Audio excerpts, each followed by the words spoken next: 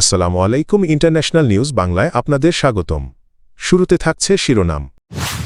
কংগ্রেসে সাক্ষ্য দেওয়ার আগে ট্রাম্পের কাছে ক্ষমার নিশ্চয়তা চান অ্যাপস্টিনের বান্ধবী গিলেন। গালওয়ান নিয়ে কি ভয় কেন? সাবেক সেনাপ্রধানের বই প্রকাশের অনুমতি দিচ্ছে না মোদি সরকার। পশ্চিম তীরে ইসরায়েলের দখলদারির বিরুদ্ধে ট্রাম্প, হোয়াইট হাউস।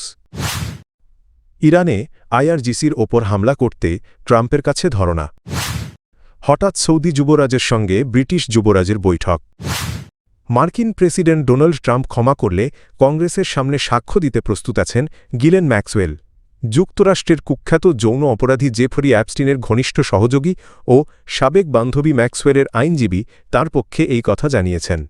সোমবার গিলেন ম্যাক্সওয়েলকে মার্কিন কংগ্রেসের হাউস ওভারসাইট কমিটির সামনে হাজির করা হলেও তিনি কোনো প্রশ্নের জবাব দেননি।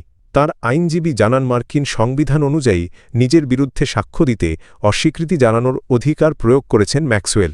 তবে যদি ডোনাল্ড ট্রাম্প তাকে ক্ষমা করার নিশ্চয়তা দেন তাহলে তিনি বক্তব্য দিতে রাজি আছেন। বর্তমানে ৬৪ বছর বয়সী গিলেন ম্যাক্সওয়েল যৌন সংক্রান্ত মানব পাচারের অভিযোগে দোষী সাব্যস্ত হয়ে ২০ বছরের কারাদণ্ড ভোগ করছেন।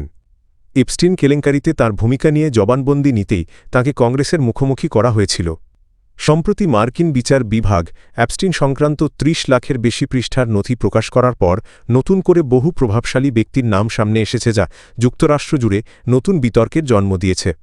ওভারসাইট কমিটির প্রকাশিত ভিডিও ফুটেজে দেখা যায় টেক্সাসের একটি কারাগার থেকে ভিডিও লিঙ্কের মাধ্যমে শুনানিতে যুক্ত ছিলেন ম্যাক্সওয়েল।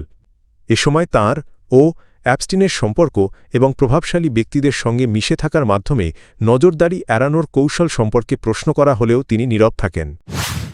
ভারতের সাবেক সেনাপ্রধান জেনারেল মনোজ মুকুন্দ নরবনের অপ্রকাশিত বই কিভাবে বিরোধীদের হাতে পৌঁছাল তা নিয়ে তদন্ত শুরু করেছে দিল্লি পুলিশ।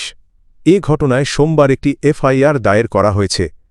দিল্লি পুলিশ খতিয়ে দেখছে এখনও প্রকাশ না হওয়া বইয়ের কপি কিভাবে লোকসভার বিরোধী দলীয় নেতা রাহুল গান্ধীর হাতে আসে এবং তিনি কিভাবে সংসদে বইয়ের অংশ পাঠ করার উদ্যোগ নেন। বইটি ঘিরে সংসদে তীব্র রাজনৈতিক বিতর্ক তৈরি হয়েছে।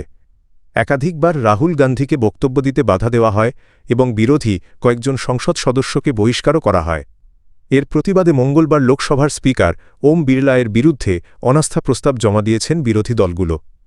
কংগ্রেস সংসদ সদস্য গৌরব গগৈ ওকে সুরেশ নোটিশ জমা দেন। এতে ১১৮ জন বিরোধী সাংসদের স্বাক্ষর রয়েছে।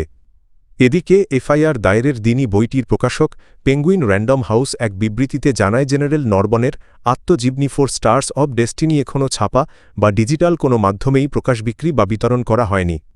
তবে ৪৪৮ পৃষ্ঠার ওই বইয়ের একটি পিডিএফ কপি সামাজিক যোগাযোগ মাধ্যমে ভাইরাল হয়েছে। প্রকাশক দাবি করেছে তারা ওই নথি প্রকাশ করেনি।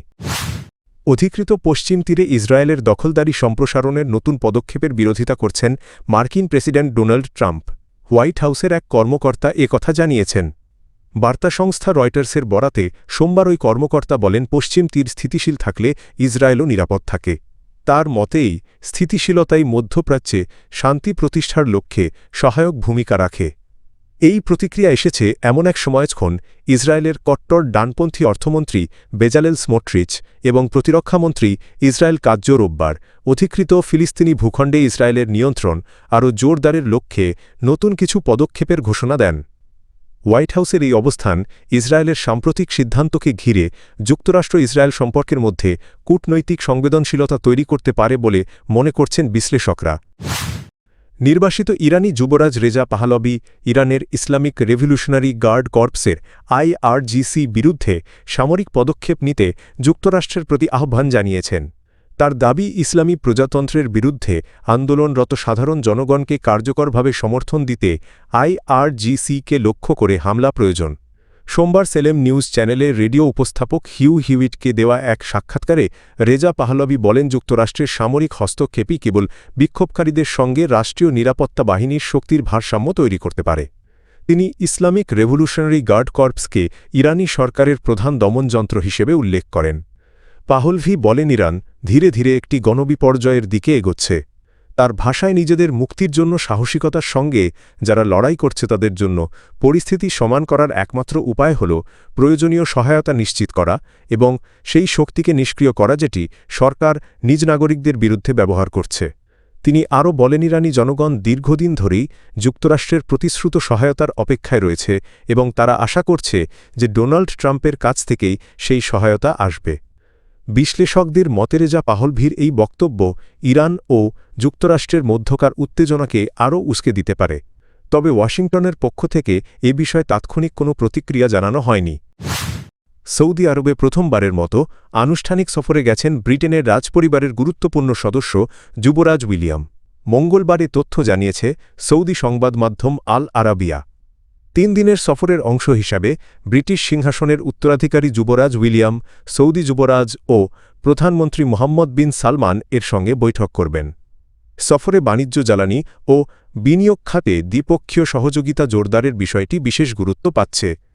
সাম্প্রতিক সময়ে লন্ডন উপসাগরীয় দেশগুলোর সঙ্গে অর্থনৈতিক সম্পর্ক আরও গভীর করার উদ্যোগ নিয়েছে। এরই ধারাবাহিকতায় এই সফরকে কূটনৈতিকভাবে গুরুত্বপূর্ণ হিসেবে দেখা হচ্ছে।